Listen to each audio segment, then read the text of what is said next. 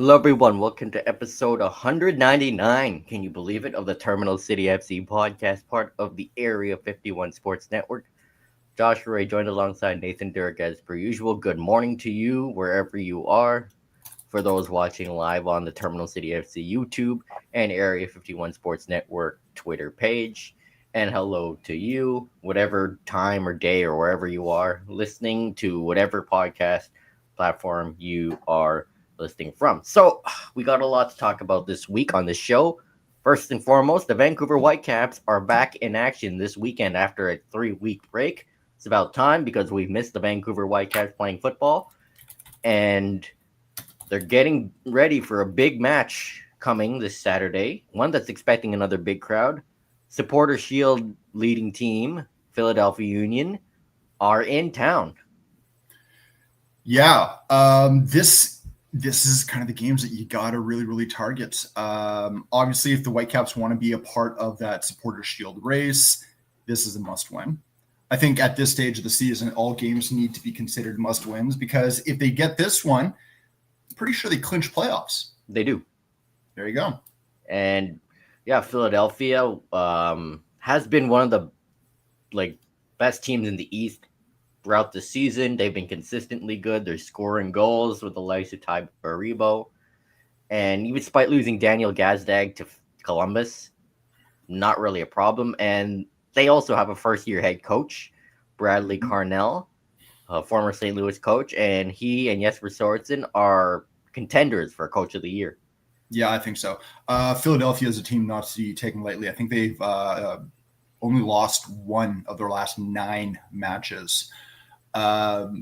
Top team, exciting team, young team as well. It was a team that we knew that was already built really well from last year. Obviously, they went through a bit of a surprise, a bit of a shock, losing their coach. Yeah, firing Jim Curtin.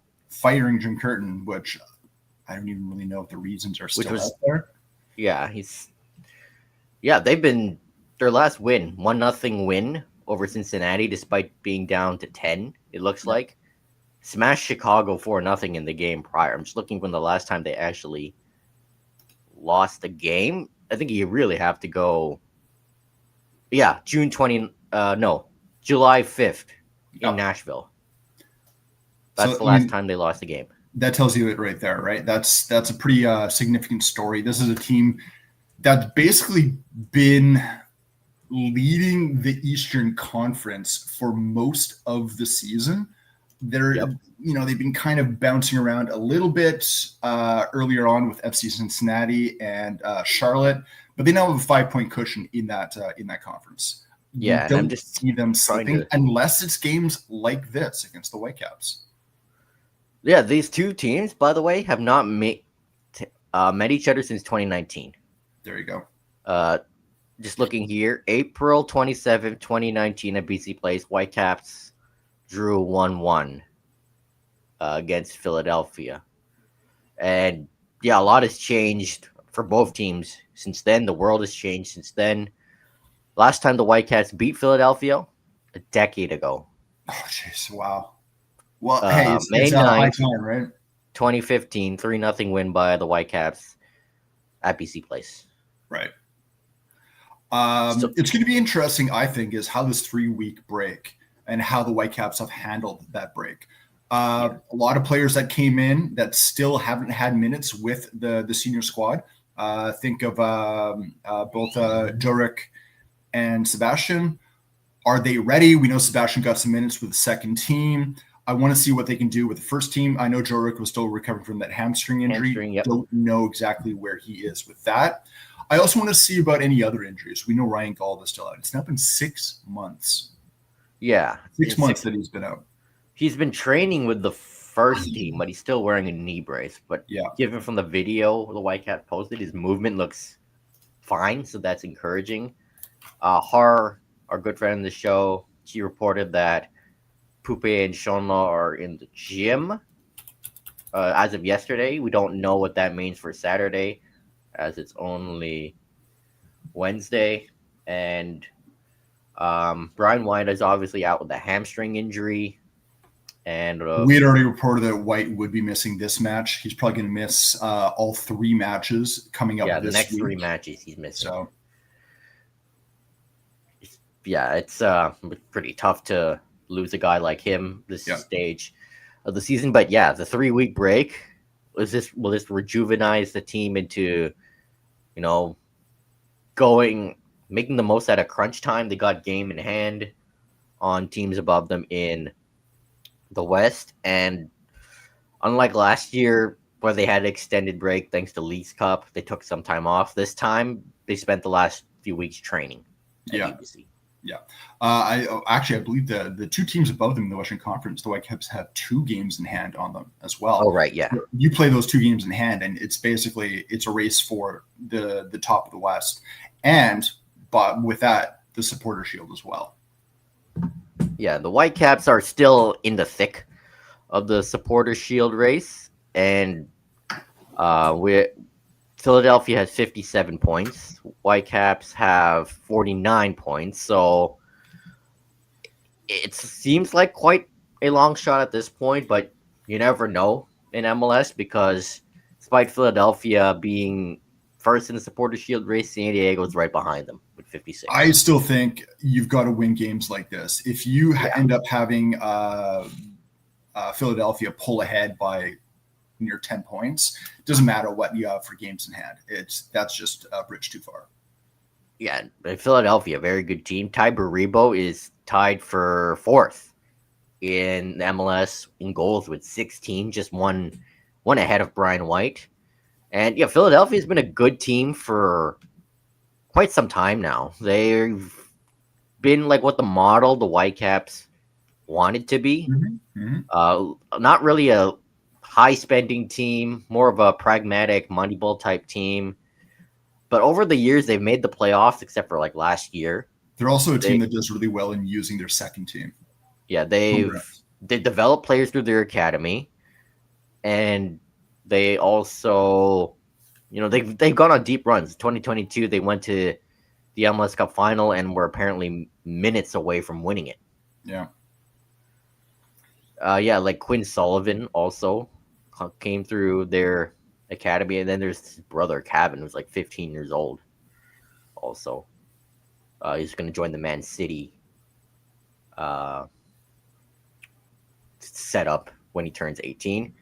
There's also a familiar name that torched the Whitecaps back in June, Milan Ilowski. After his loan was cut short in San Diego, Philadelphia picked him up. So that's extra firepower for them. Yeah, this is a guy that scored 4 goals against the Whitecaps in that game earlier on in the season, albeit with a different team. From what I can tell is he hasn't lost a step kind of wherever he goes. He's a bit of a Swiss Army knife, and you can fit into any roster.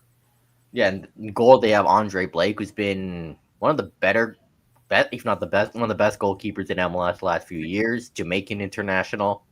Kai Wagner, also one of the MLS's most solid defenders at the back. So they're a pretty well-rounded team, Philadelphia. And this is a team that should be taken lightly. And Whitecaps this year at home have only lost twice.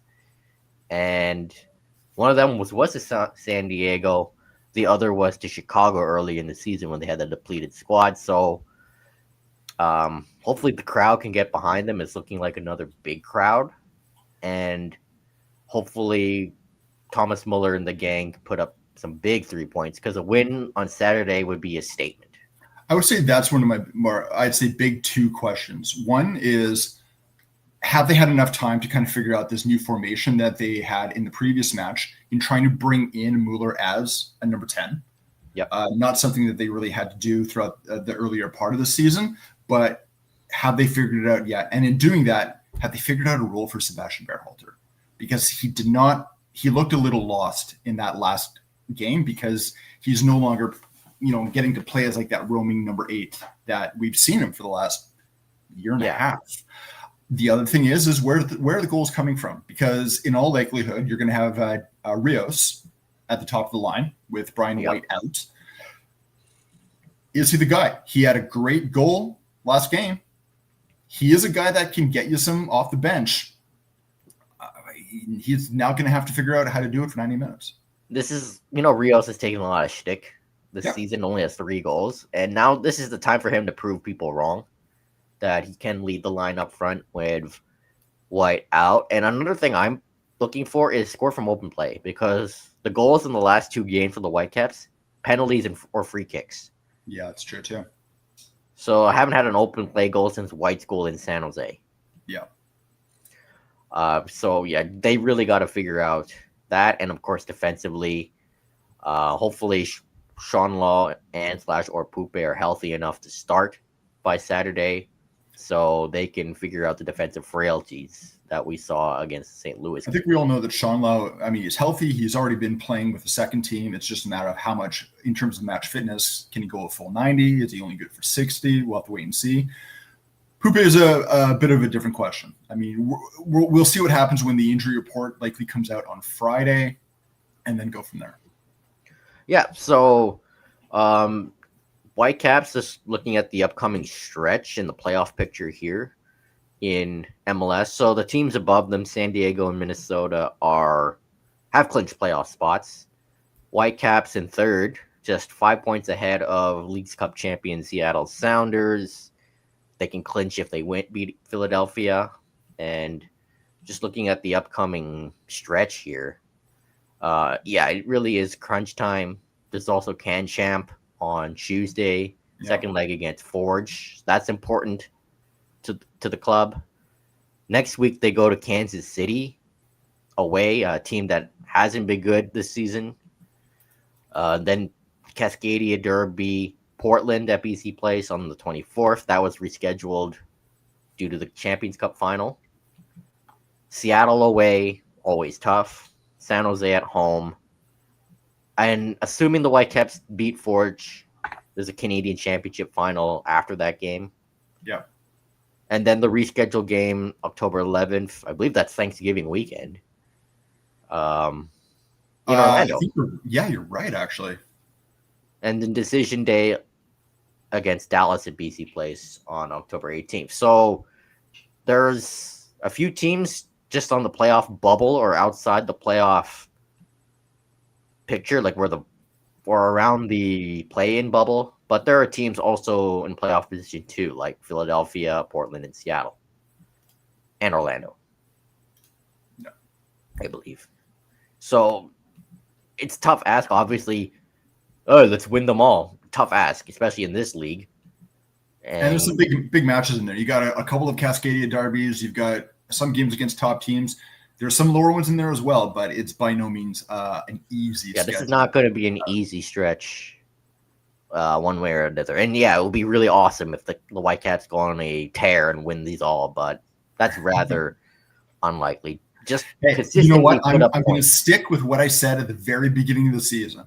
I want to see them get over the 50-point bubble and finish top 6. At this stage, they would have to fall on their face monumentally to not get that. So yeah, I feel pretty confident that what I asked for at the very beginning of the season is going to happen. A win on Saturday, they're over the 50-point bubble. There you go, right? And when's the last time they did that? 2015, I believe. When they had 53, that was the club record in MLS, and they're 4 away from tying that. There you go. So I'm just, what we expect is, Whitecaps take advantage of the game they have in hand and make use of this crunch time, especially against the lower oppositions like Dallas and SKC. Mm-hmm. And of course, they got to prove that they can play with the big dogs like Philadelphia or Seattle. Especially as Seattle and Portland, these are the teams you're going to be facing in the earlier stages of an MLS Cup run, as being that they're Western Conference teams. These are games that you should be targeting as must-wins as well, because even though you might already be in the playoffs, these are the tests for what's going to be coming up in November and ideally December. Yeah, and if the playoffs started today, the Whitecaps would take on Austin in the first round. There you go. Somehow Austin are in 6th place. I thought they were like 8th or 9th. I thought they had dropped too. But okay. Colorado and San Jose have the 9th position, and Houston's just 2 points back of them. And Real Salt Lake has fallen quite a bit. 4 points back at San Jose. So there's a tight race for the play-in round. And we obviously don't want to see a repeat of last year where September, after a long break, the Whitecaps won like one out of their final 8 regular season games or something like that. Yeah. All right, let's move on. MLS Leagues Cup, the fiasco at the end of that game, still not done. MLS disciplinary committee has now added additional sentencing to some of the players and clubs that were involved in everything that happened. We already know the suspensions that came previously. Those were only for Leagues Cup matches, which means that those aren't even going to come to an effect until next year. Not MLS even next year, I think. Maybe the year after because of the World Cup. Oh, there you go. You're right. There is not going to be a Leagues Cup, I believe, next year because of that. Luis Suarez, 3 games, MLS. Lenhart, who is on the FC Sounders staff, one of the assistant coaches, got an additional 1 game. And the Seattle Sounders, as a club, have been fined an undisclosed amount for misappropriation of credentials. There's nothing additional for Sergio Busquets, nothing additional for Inter Miami as a club, who were the ones who initiated this whole thing in the first place, and also had their fans attacking Seattle fans in the concourse. I mean, 3 games for Suarez is something, but again, it's not enough. No. Although I did see an interesting graphic about Luis Suarez now. Luis Suarez has now officially, throughout his career, missed more games due to suspension than injury. That's no surprise, given it's Luis Suarez. Oh, and by the way, on September 16th, there's a rematch between Inter Miami and Seattle. Yeah. So that'll be one to watch. It'll be in Miami, though. You got to wonder what that crowd is going to be doing, because I think at that point you're going to have enough where they're going to be behind their team. But there was a lot of people, and this is just the social media focus group that we all get to do. A lot of fans from Inter Miami were pretty pissed at their club. Yeah, they recognized, it's bad when your own fans recognize how poorly you behaved. Not as players, but just as humans. Yeah, a lot of Inter Miami fans have not been happy with Suarez, not just for this incident, but over the past year, this whole season, because he just hasn't been the player that he was last year. And that's fine. I mean, the guy is, 37, 38? That's going to happen. Remember, we barely noticed him when Miami played the Whitecaps. You know what? It would have been nice if he would have retired last year. He could have ended on a bit of a high with how Inter Miami finished, but when going out in the first round, he probably not the best way to go out. So I guess unfinished business is why he continued. All right, should we move over to Canada? Yeah. Wow. So Canada, 2-0-0 in Europe. 2 big wins for Canada in terms of World Cup preparation.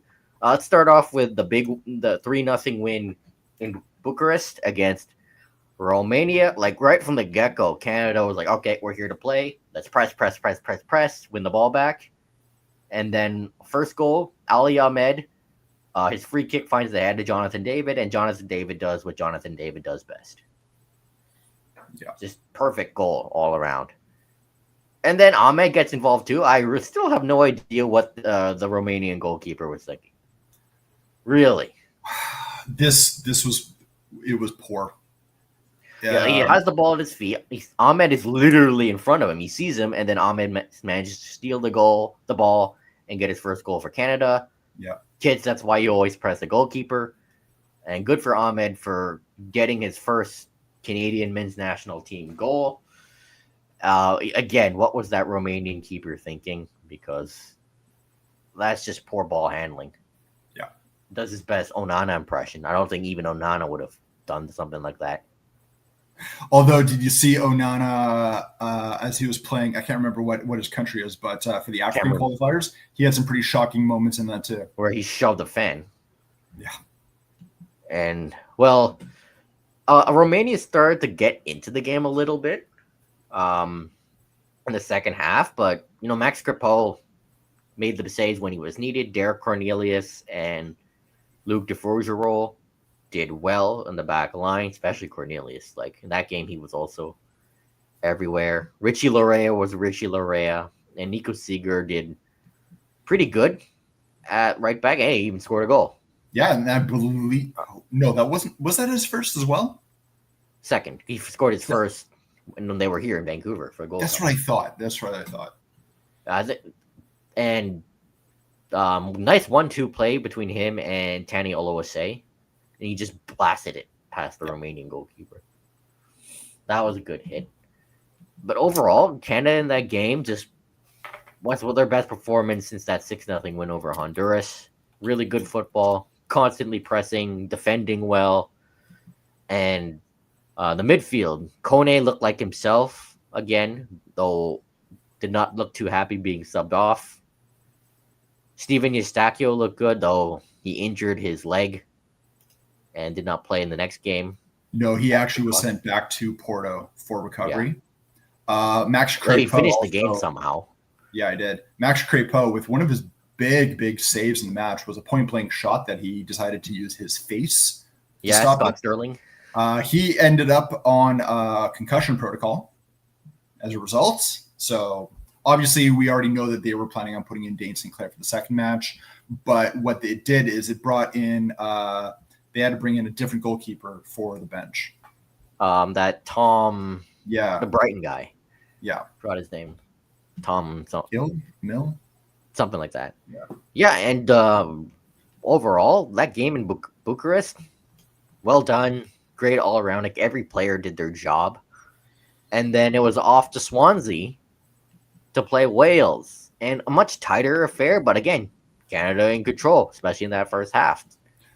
We know that Wales, Bellamy, head coach for the Welsh national team, said that he specifically wanted to play a team like Canada. Apparently, he's the one who actually specifically targeted playing Canada. He wanted to play a team that was above them in the rankings as a test. And he used this game as a test. He actually brought in a lot of young players. Yeah, there are a lot of right back was a debut start for him, one of the midfielders. It was only a second game ever. Subs were a lot of 18, 19-year-olds, which is great. But you have to admit that for all the possession Wales had, they didn't do anything with it. I think they only had one good shot on target that St. Clair made a really good save. Yeah.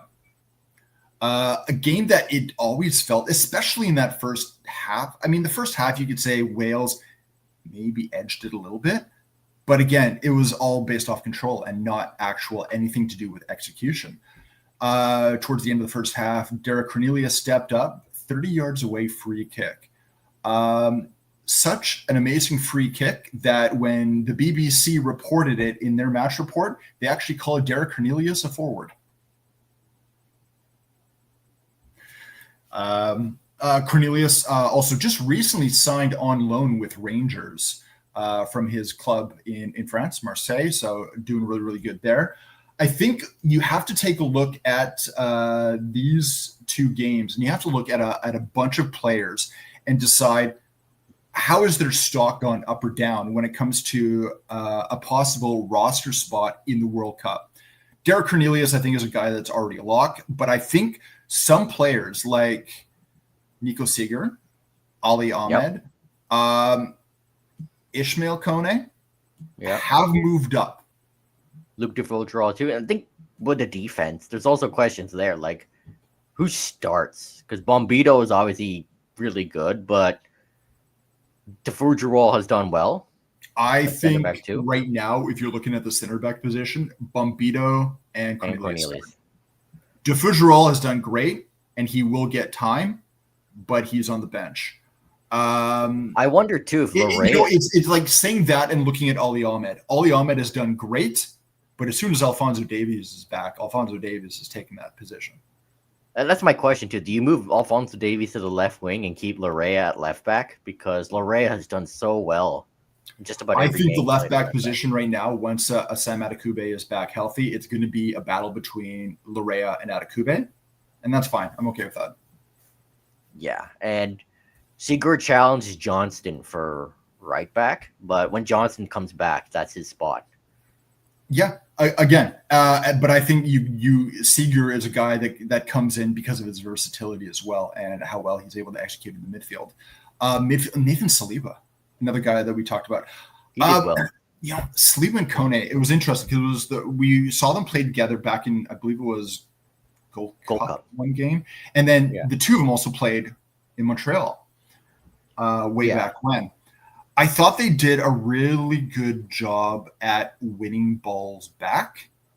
Not the greatest job at starting a counterattack. Yeah. Some of the balls that they were trying to get through just got picked off right away all over again. And I don't know if it was just this sense of urgency when they're not really being pressed because you just want it back. You have a bit of a moment to breathe. I wish they would take it a little bit more. And again, I think some of it might just be youth and experience. I have a feeling that, we still have a whole bunch of windows to come, 3, I believe, before World Cup. November and March. And I'm sure those will be World Cup. And October. Yeah, October. And I'm sure there'll be World Cup tune-up games right before the tournament. Yeah, exactly. So I'm not too worried about that. But then again, those are other names. The other one, we know Kyle Larin was not in the squad. His partner had just had a brand new baby, so obviously he was staying with her. But who do you put alongside a Jonathan David? Is Promise Larin is behind Oluwaseun Promise at this point. Let me put it this way: right now, your 1-2 is going to be Larin and David. Is Larin under threat of losing that starting spot? I think so. I think he might be under threat for, as I said last week, for the World Cup unless his form picks up, and hopefully he does well at Feyenoord to prove, that he still belongs in this Canadian setup. And I think that's a good point because we know, a lot of international coaches base your starting position based off your club play. Marsh is one of them. Marsh isn't messing around. He doesn't always do that though. You take a look at Portland and how they've dropped Crépeau.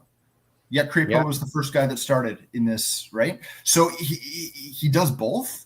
It's kind of an interesting one. And that's another one. It's going to be goalkeepers. And even Jesse Marsh at the end of the game, he was asked point blank, do you know who's your starting goalkeeper yet? He just flat out said no with a bit of a laugh. He has said that he is not going to make a goalkeeper decision probably until March. And at this point, under Jesse Marsh, both those goalkeepers now have 11 matches, I believe. Their records are fairly similar. So I get it. The one thing is, Crépeau can steal you games at times. We haven't seen that from Dane Sinclair yet. That's the thing. Crépeau has proven he can do it. But we haven't seen him steal a match. Crépeau has done it well at Copa America, where he's proven he can play on the big stage. Sinclair hasn't been in that yet, especially in the Gold Cup. And I think Crépeau really needs to get out of Portland next for when the season ends. Whether that's to another MLS team where he can start or to Europe. I want him out of Portland just because I don't want him and Panamas competing against each other. Those are both Canadian goalkeepers that I want to see getting minutes and then fighting for a national spot. Panamas is a guy that could be part of that Canadian international setup as well. He has been called up before. He has. So put Crépeau in a different team if he's able to get there. And now you have 3 Canadian goalkeepers in MLS alone on top of the guy with Brighton, right? You've got a bunch of guys competing for spots. That's what I would love to see. And don't forget Jaden Hibbert too. He's a long shot, but he's one to watch. There's that as well. The other thing I think is important to mention is this is, I believe, the first time Canada has won back-to-back matches on European soil. And if you go back to their last game against European opposition, which was in the tune-up games to Gold Cup, where they played Ukraine. That's now 3 wins against European competition in a row. Yeah, that's very impressive. And I think looking back on what we learned from these 2 games is when it works for Canada, this team is dangerous. Yep. That high pressing, fast play, fast passing, fast transition football, it's great to watch. And it goes to show that this is a team that really comes together. They play for each other, and there's no egos on this team. And when it works as a collective. Like, you don't have Jonathan David or Alfonso Davies when he's healthy carrying when it works. And that's the way it should be, especially when you have 11 guys on the pitch, right? You shouldn't dismantle just because one guy is out of the lineup. You should be able to adapt and overcome. Yeah, and there's shows that the depth of this team. Like, Tani Aloishe didn't score in these two games, but he did well, like with his link-up play. Yeah, and that goal assist too, didn't he? The goal Sigur scored wouldn't have happened without Aloishe's one-touch pass. Ali Ahmed did well in that first game against Romania in particular. I mean, man of the match. Yeah, I think he did phenomenal in the second game as well. Obviously, he was subbed off because he needed it, but you're starting to see his actions within that press, the tenacity this guy has. I love it, and he is becoming a bit of a set piece guy. Yeah, and then Derek Cornelius taking free kicks. Maybe who knew? Who knew? Like, he scored, and then he scores that banger. And maybe Derek Cornelius' first goal for Canada. Yeah, I mean, this is a guy that doesn't score goals. No, he's a center back. He's not in a position where he's that's where unless he's taking a free kick. Yeah, right. Yeah, unless he's taking a free kick from 30 yards out. Yeah, and then just blasts it past the Wales goalkeeper. Again, what a goal.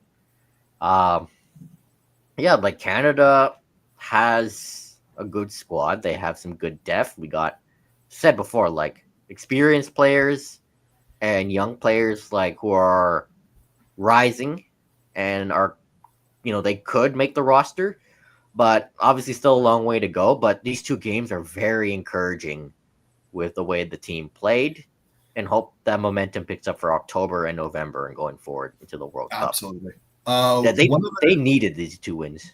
They did, absolutely. These are big wins, especially after, what was it, semifinals of Gold Cup? Quarterfinal, after going out like that. Yeah. To Guatemala, which was tough. The other thing we should mention, Canada's just earlier today added a new match. It'll be in the November window. November 18th in Fort Lauderdale, they'll be playing Venezuela. So yeah, in the home of Inter Miami, of all places. Yeah, and that also goes with the game in Toronto against Ecuador. Yeah. Moises Caicedo apparently got sent off in their game against Argentina yesterday, but I'm pretty sure he'll be able to play in November. Yeah. But Canada just two impressive wins against European opposition. And this goes to show that they can go toe-to-toe with teams in Europe. And it's nice to see that there was actual football being played instead of constant WWE ball, though the Wales game had so many yellow cards. The referee got very card happy at the earlier part of the game. He calmed down towards the end, which is kind of an odd way to do it. But he kind of dug himself into a bit of an early hole with how many cards that he was giving out, where, anything that happens later on that might have been a 50-50, you kind of have to because of what you've done previously in the match. Yeah, it wasn't my favorite referee performance. Yeah, there should have been a penalty. It wasn't garbage. It wasn't great. He missed two penalties on either side in.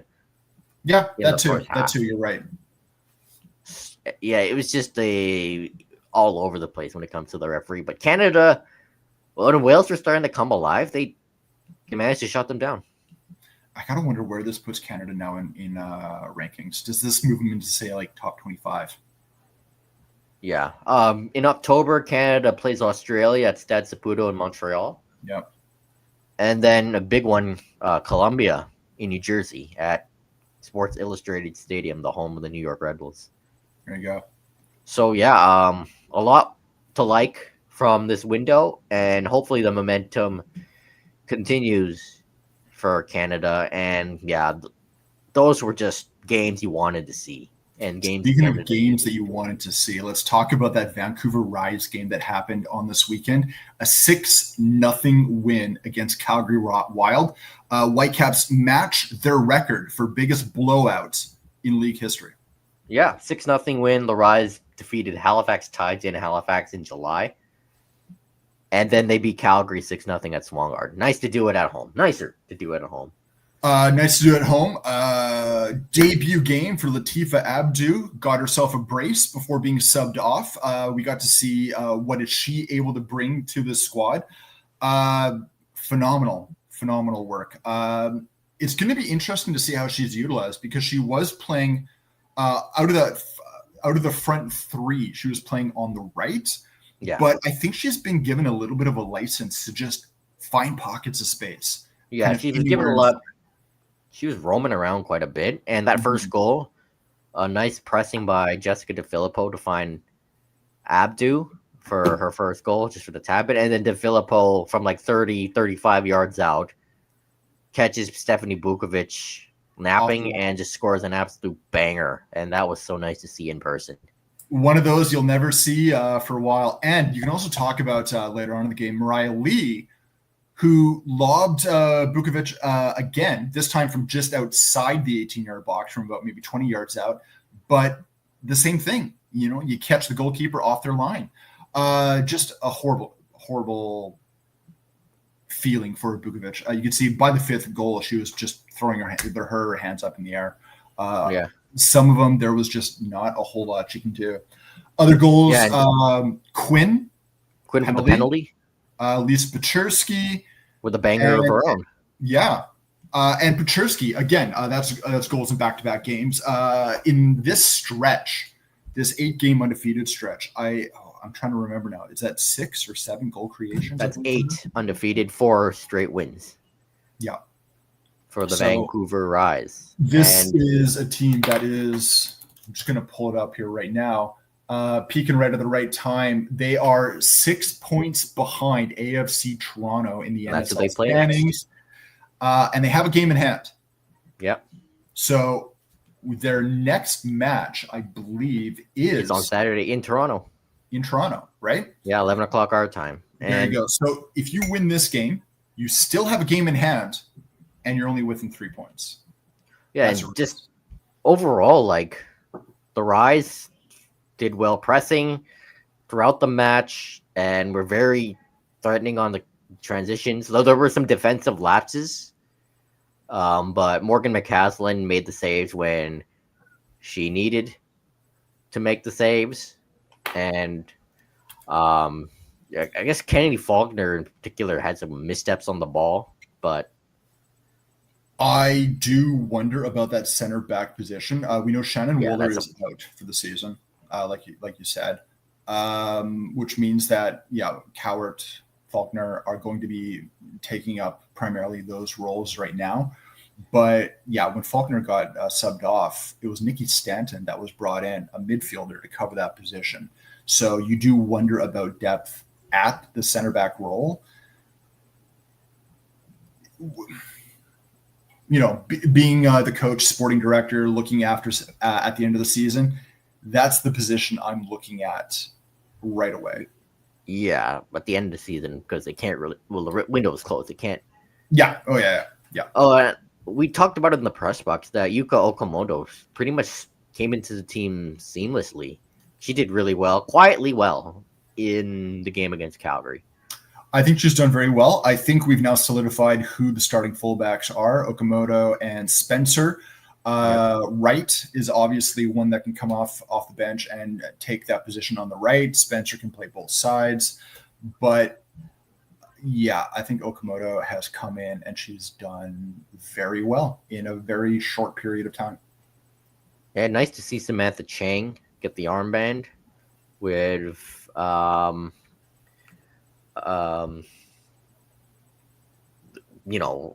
captain, Shannon Wooler. Shannon Wooler, yeah, thank you. Yep. Out with a long-term injury. And then, when you add Abdu to this team, this team just is even more dangerous. I talked with Quinn, not this match, but the previous match, about the leadership group that you have at the Rise. And with, Samantha now taking the armband as Wooler is out, and who will likely have the armband until the end of the season. And I think Wooler's done for the year. Yeah. Oh, yeah. Unfortunately, Wooler is. But Quinn basically said, they believe that,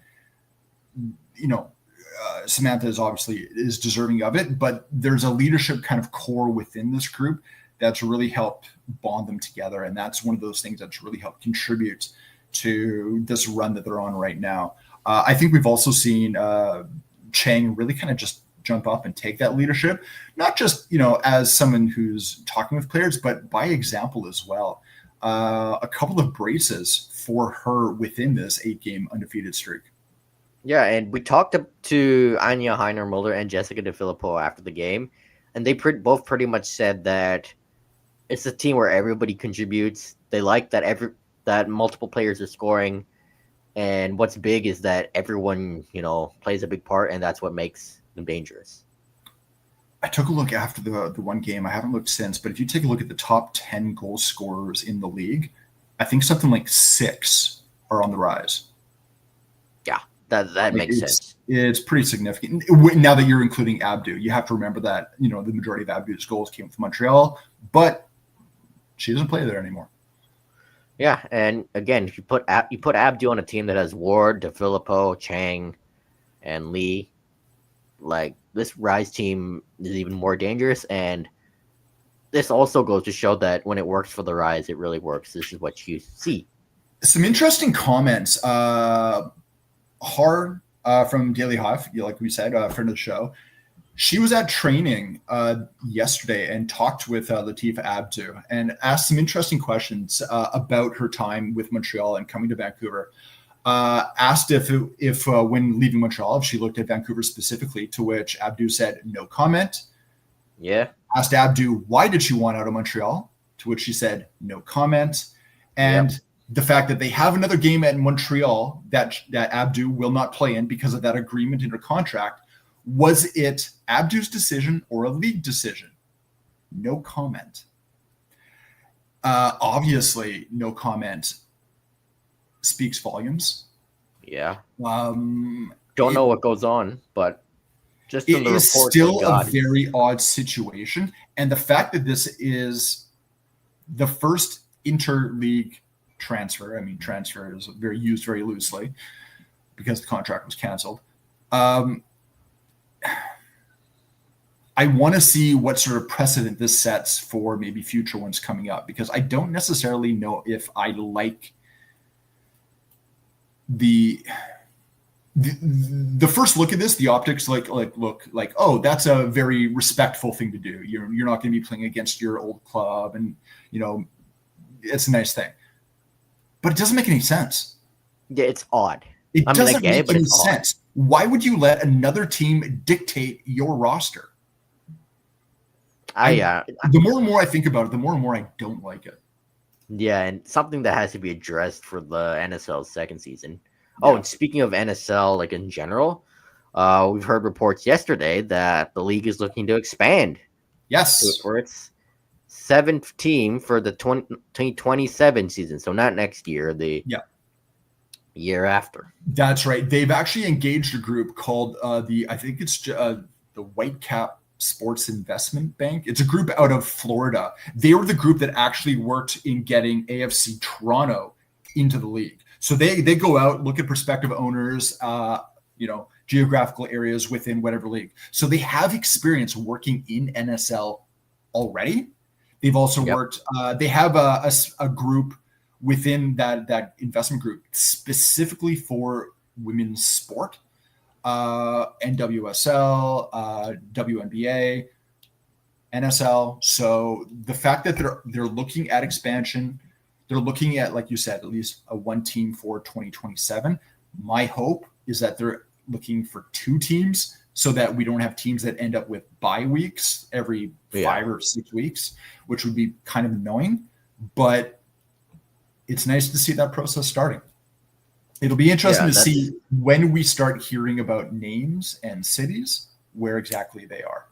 Diana Matheson said in an interview the target is Central and Western Canada. central and western Canada. So you have to wonder Winnipeg. Regina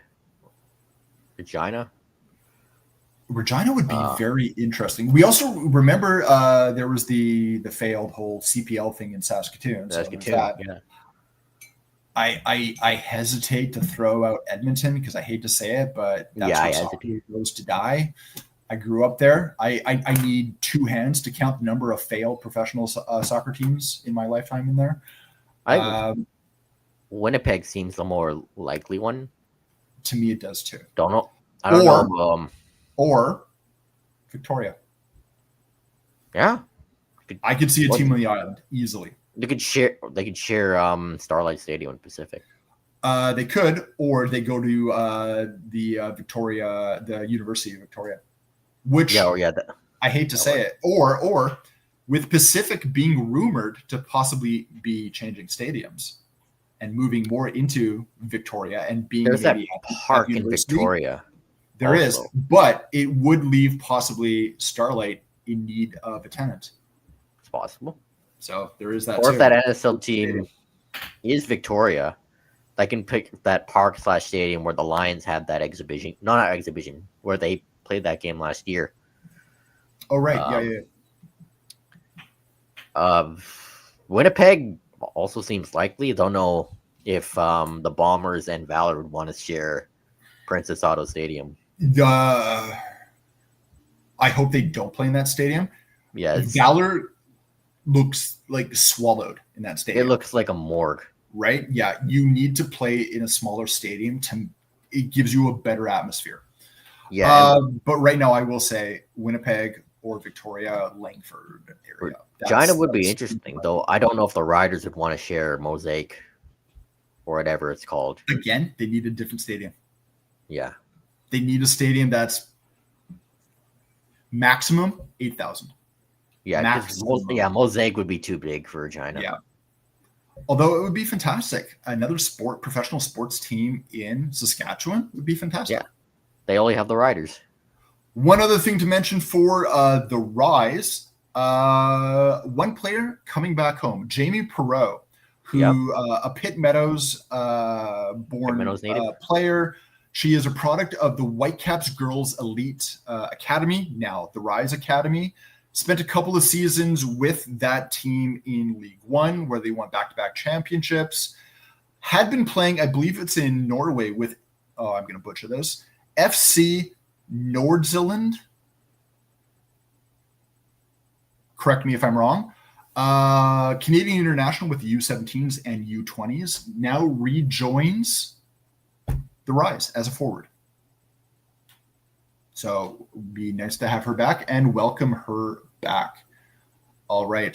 It looks like we're moving over to Europe. We'll start here with Tottenham. And big news for an international break. Danny Levy, chairman of Tottenham for almost 25 years, the longest serving chairman in the Premier League, is gone. He has been, depending on who you believe, either left based off mutual decision or has been forced out by the Lewis family. The Lewis family is the majority shareholders of Tottenham through their ENIC Sports Group. He is no longer there. Danny Levy still remains a part owner. He does have shares within the club, but in his role, he is gone. So it has been taken over as a non-executive chairperson, and I can't remember who's stepped in. But Tottenham in this has also appointed Adam Gardinier as the new chief marketing officer, a guy who was with Arsenal for the previous 5 years as their marketing director. Interesting hire because the chief executive of Tottenham is Vinay Venkatesham, a guy that was hired earlier this season. Again, was so part of the Arsenal club that he was basically a part of the fabric. So now you've got two big names that have come across and are now with Tottenham. It's really, really interesting situation to see there. But it does make you wonder, what does this mean for the future? A lot of people felt that there was blood in the water, that now Tottenham was going to be for sale. And Yeah. a couple of groups actually stepped up. So Amanda Stavely, a name that we all know. Newcastle, former. She was part of that whole Newcastle bid with PCP International Finance Limited. And then there was a consortium led by Dr. Roger Kennedy and Wing Fai Ning through the Firehawk Holdings Limited. Now, both of these groups had said that they were testing the waters, had expressed interest. The Lewis family said right away, unequivocally, this club is not for sale. And in fact, we're going to be investing more money into it. On top of that, they gave both of these bids until, and any other interested group, until October 5th to actually declare whether or not they intend to bid for the club. Now, on top of this, on top of the Lewis shares, on top of the Danny Levy shares, 13% of Tottenham is also owned by private investors. So they said also any offer to buy the whole ENIC stake must include these private investors as well. Now, PCP and Amanda Stavely have now announced that they do not intend to bid. Under UK takeover rules, it means that they're no longer allowed to make another bid for 6 months, which that shouldn't bother them. If we remember how long it took her to buy Newcastle, that was a process that took 4 years. So 6 months is nothing. We should also mention that there has been expressions of interest from several owners of American NFL clubs, which when you look at Tottenham and how it's run and the stadium being set up for NFL games makes a lot of sense. Yeah, but also the whole Danny Levy thing just came out of nowhere. It's like just out of nowhere. Nobody reported anything. It's just like, oh, so that's the thing is like, do you believe that it was a mutual decision or do you believe he was forced out? Because there's a lot of talk about Joe Lewis's daughter and grandson being very, very involved now about getting Levy out. So here's the thing. Joe Lewis is like 1,000 years old. Yeah, and he's basically living off his Uber yacht off of Fort Lauderdale. Have you ever seen, like, we've talked about this before. It's a yacht that literally has a parking bay inside it for another yacht. It's like a military pool, just from the sound of that. He's got a full-length pool on the yacht. Like, it's absolutely crazy. Yeah. So, are they for sale? And is there interest? The thing is they're a Premier League club. They're one of the top 10 wealthiest clubs in the world. And they're considered one of the best run clubs. Their turnover ratio to for wages, I believe, is 42%, which makes them the lowest in the Premier League.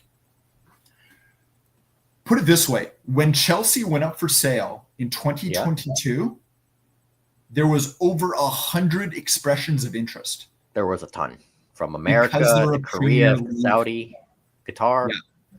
So if this happens, there is going to be massive amount of interest. You're also talking about a property that when Lewis family bought it, it was worth 80 million pounds. Now it's like billions. Estimates are between 2.4 and 4 billion. A lot of that is also tied up if this happens, this would surpass Chelsea's sale. At the time, Chelsea's sale was the biggest in all the sports, which has been surpassed by the Washington Commanders of the NFL. This could easily break that if Tottenham were for sale. It could. I mean, the one thing is the way sports is done, especially in NFL, it's worth so much. Like you take a look at the Dallas Cowboys. I think they're the most, or they're the highest or valued club of any sport in the world. So Jerry Jones, it's something else as an owner. Yeah. So, but this would put it up there, not only because that it's the Premier League, but because of the stadium and all the work that they're now doing around the stadium in terms of development. That is still owned by that group. And Tottenham's a global brand. It is now. And with them hiring not only this marketing guy from Arsenal, but their CEO is from Arsenal as well. They're looking to take a look and learn from what Arsenal has done over the past decade and try to replicate it at Tottenham. It's very interesting that they've been able to get both of these guys and get them to, cross North London, which, much to Arsenal's chagrin. I am going to be so here's the thing that I ask now. What is the legacy of Danny Levy? It's a very complicated one. It's a very complicated because I hate to say it, 2 trophies, Yeah. a League's Cup back in 2008 and Europa League last year, right? No, But he has taken a club that at times flirted with relegation, and in the last 19 seasons has made them qualify for Europe in 17 of them. He has built one of the best stadiums, not him personally. It's not like he was on his hands with brick and mortar, but let's say orchestrated one of the best stadiums in the world. Yep. It is also the second largest stadium in the Premier League behind Manchester's Old Trafford. We're not going to include Wembley because that's not a stadium for the league. The training facilities are world class. The development of their youth teams, great. Their women's team could use some work, but it's there in the Super League. Financially, no one is better, but you're not seeing the on-field results. You're not seeing the desired outcome, which is trophies, product on the pitch. I think off the pitch, good legacy. On the pitch, very underwhelming, especially with how stingy he was. Yeah, for many years until this year. Yeah, I know they spent almost $200 million this year. Yeah, it's going to be an interesting one. I think the sentiment on Danny Levy as years go by will quiet, and people will be able to appreciate what he did while recognizing that he was a controversial figure. I think over time people will look at him more positively. Here's the thing. If Tottenham goes on to do more and spend more, I think a lot of people are, not everyone, but you're going to get people that will start to realize that they're not able to do what they do today without what he did previously. Exactly. If Tottenham, let's say they are for sale and a new owner buys them and takes it to a different level, Levy's legacy will be like, oh, he laid the foundation. That's it. Although they denied they're up for sale, but Chelsea did. Roman Abramovich did the same thing, and then not too long after. Well, Abramovich was forced to. They were forced because of the UK government. That's one thing Tottenham doesn't have to worry about. And the takeover took like 3 months. This one will take years. This one will take years. This is going to be closer to Newcastle, and Newcastle was a tough one because what was it, Mike Astley? Mike Ashley and Amanda Stevens. Ashley, that's it. Well, he didn't want to. He didn't want to begin with. And it was basically the fans hated him. That finally got him out, right? Yeah. Love or hate who the owners are now, Newcastle is a team to contend with. But you can definitely put in very big questions about who their owners are now. Yeah. So Premier League is back this weekend. Champions League is also back next week. Yes. Tottenham will be facing West Ham this weekend, a good old-fashioned London derby. And interesting enough, the Lewis family is rumored to be at this game, which is something that you don't see, but this is their kind of show of solidarity. My question is, will Danny Levy be there? Because he is a guy who would show up to every match, home or away. Will he be in a stands? Because he is still a part owner. Midweek game, Champions League will start up. First game of the league stage. Tottenham is going to face Villarreal. Yep. And Tejan Buchanan and Taniel O'Shea. There you go. We'll face for Chelsea, really nothing is happening because it's international break, but Brentford away. Not the same Brentford, obviously, a team that looks like a relegation candidate rather than a Europa League candidate nowadays since everybody left. Hopefully should win that one. And then off to the Allianz Arena in the Champions League to face Bayern Munich. And Jackson. Luis Diaz and Nicholas Jackson and Harry Kane. And Harry Kane, yeah. And Harry Kane, when it comes to Champions League, no one does better. Exactly. So that one is going to be tough. So big news out of the Premier League, which we saw coming for weeks.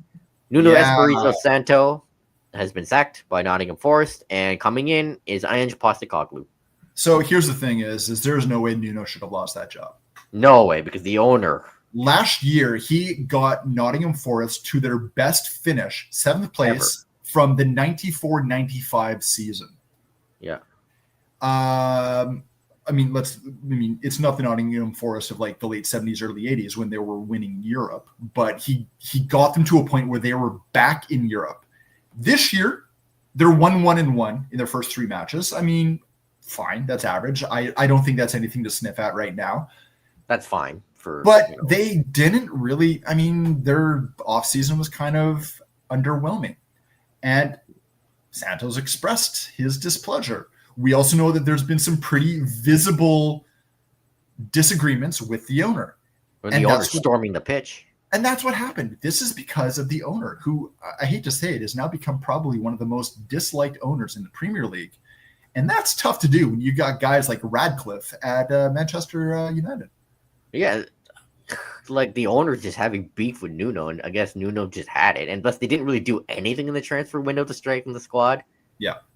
Except for I can't remember. I know they signed some players. So the names are escaping me. But they lost Alanga to Newcastle. Here's my question: Ange Postecoglou, does he have the squad to play Ange ball at Nottingham Forest? Because I'm sorry, but you cannot be Nottingham Forest without the high line. And Ange Postecoglou, I think he probably rates defense on a board with a question mark. Murillo and Milinkovic, they're big guys, but they're not the fastest, and I question them in a high line. Yeah. It's gonna. Don't get me wrong, it's going to be entertaining, but I don't know if it's going to be what Nottingham Forest fans want. They got a name, and that should be exciting. And let's be honest, Ange Postecoglou just won Europa League. So that's also that's a big tick on his belt. He also reportedly turned down Bayer Leverkusen because he wanted to stay in the Premier League. He wanted to stay in the Premier League. And he is going to be, I think, it's Europa Conference that he'll be now competing in with Nottingham Forest. He wanted to be still back in Europe, so he's got that as well. But I have absolutely no idea what this is going to look like. This could be an absolute gong show. Or it can go well. But you know what Ange says? I always win trophies in my second year, so maybe we have to wait for year 2. So this year's a write-off then. Yeah, there we go, right? It's just really interesting to go from Nuno's like low block, solid defensive ball to Ange and his high line, high press. But isn't this what Tottenham did? Yeah. They had Nuno. Yeah. Right? So I find it a little bit funny. I'm happy for Postecoglou that he's back managing. He was only out of the game for 3 months.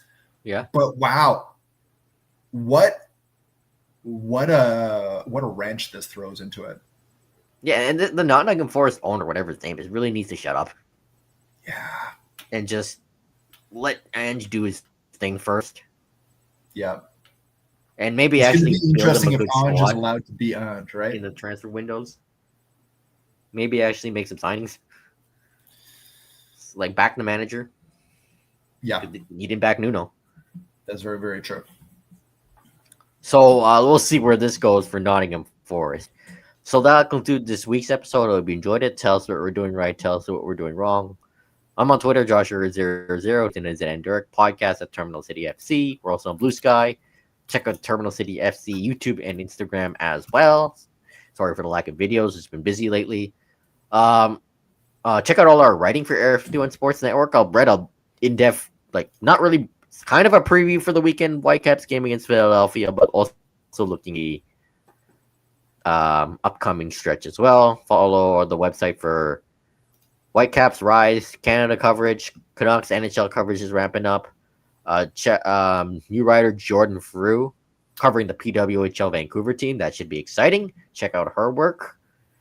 Check out all the sports cartoons that look like political cartoons by Will O'Toole for the website as well. And I assume we'll also be doing some NFL coverage with the NFL back up.